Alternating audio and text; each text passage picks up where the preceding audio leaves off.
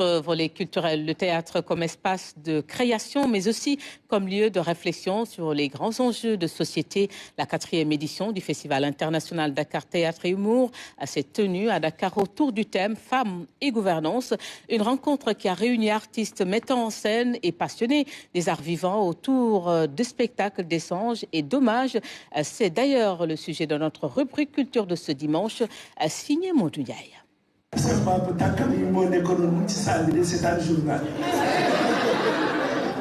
Des éclats de rire, des salves d'applaudissements et des scènes pleines d'émotions.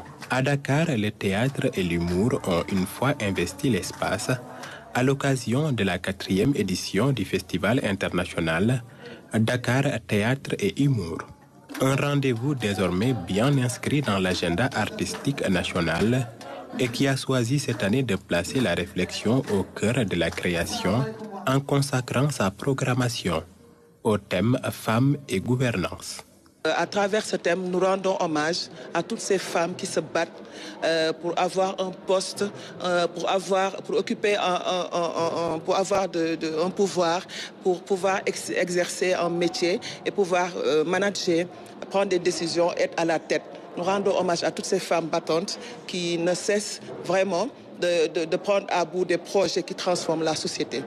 Le festival a cette année affirmé son ancrage dans les terroirs en accordant une place de choix aux expressions scéniques venues de l'intérieur du pays. À cet égard, la ville de Thiès a été portée au rang d'invité d'honneur, symbole d'une volonté de valoriser la richesse et la diversité de la création théâtrale sénégalaise.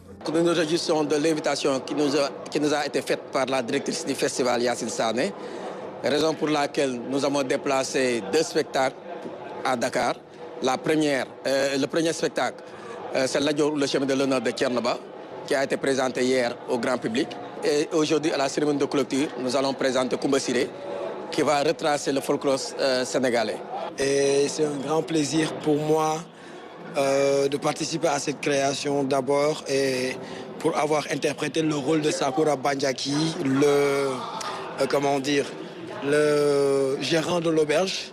Et nous espérons aussi que la création va continuer à se jouer, la création va se faire entendre parce que c'est un thème qui est d'actualité et qui nous interpelle tous.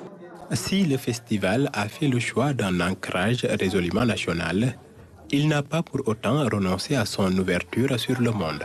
Parmi les temps forts de cette dynamique figure une résidence de création conduite par le metteur en scène suisse Roger Nitdegger. L'artiste est venu de Zurich pour présenter une adaptation inspirée de l'œuvre de l'écrivain russe Nicolas Gogol, une participation qu'il espère voir se prolonger à travers une plus large diffusion des créations présentées durant le festival. Le thème de la création, c'est la corruption. On a fait une adaptation, moi et Hilde Vermeda du Burkina, on a fait une adaptation de ce spectacle et maintenant c'est vraiment rodé et c'est adapté dans le contexte africain aussi. Bonjour, bonsoir selon la position du soleil. Homme et omelette, femme et femmelette. À travers cette 4e édition, le Festival international Dakar Théâtre et Humour réaffirme sa vocation première, faire du théâtre bien plus qu'un espace de divertissement. Un lieu de rencontre, de réflexion et de dialogue où les enjeux de la société trouvent un écho sur scène. Porté par cette ambition, le rendez-vous poursuit son inscription dans les paysages culturels et contribue année après année à élargir les horizons de la création artistique.